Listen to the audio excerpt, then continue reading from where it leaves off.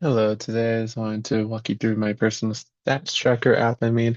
Obviously, I'm running this on Chrome, just because it's easier to show you that way on my laptop.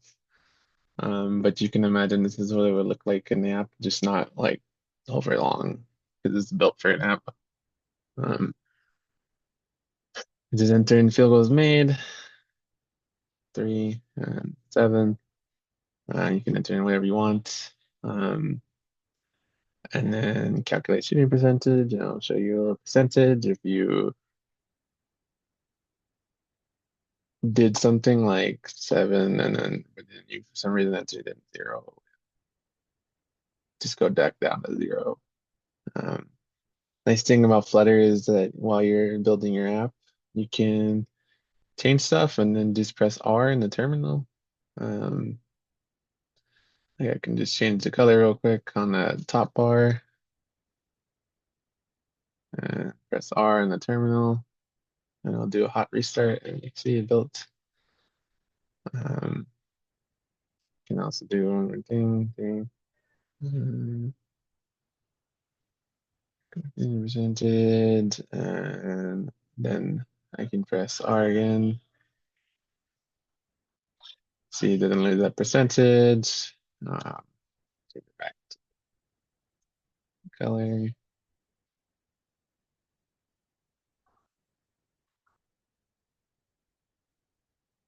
Oops. Oops.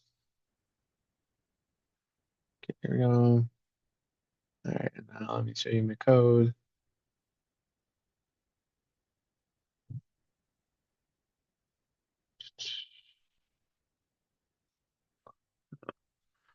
Yeah, you declare your app. You can in your main you say to run app, kind of similar to like Python, where you have to declare. Or you can do the if name equal main thing. Um, and this is where you set up your theme for your app. Um, on Chrome, this is where this would be the name for the tab. Um, your background, your global background color. Then you have to declare your screen and then create a state for it, which allows for the dynamic changes. Like whenever I press star in the terminal, and allow it to rebuild itself like right away, which is really nice when you're trying to learn how to build an app. So you can declare all your variables for your class, functions. This is what allows me to keep that number, the shooting percentage, even when I press restart. The shared preferences um, package. This is where I actually build the app screen. This is the app bar. This is why when I changed it to red, it was red at the top. That's the app bar. Then here's the body child, and then this is what allowed me to put the text input in the center and all the other gadgets too. Now this is where you actually build the widgets. And the widgets are pretty much everything in the app, like all the buttons and all that. This is the user input field, the text field. This is where I put my user input into the controller. This is where I decorate that box, the little input box. This is what gives it that nice border. And darts, you can use the bool variable. And if it's true, you give it the first string. If it's false, then the second one after the colon, which is really nice. This is you can declare your box's height or for your button before.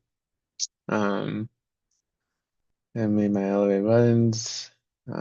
There's different types of buttons you can use. On press just means whenever you press the button, it will call that. It will store the number and then it will calculate the percentage of the second one. Again, this is this is really nice with darts, and then you can use a vol variable and to determine like whether you should print one thing or the other.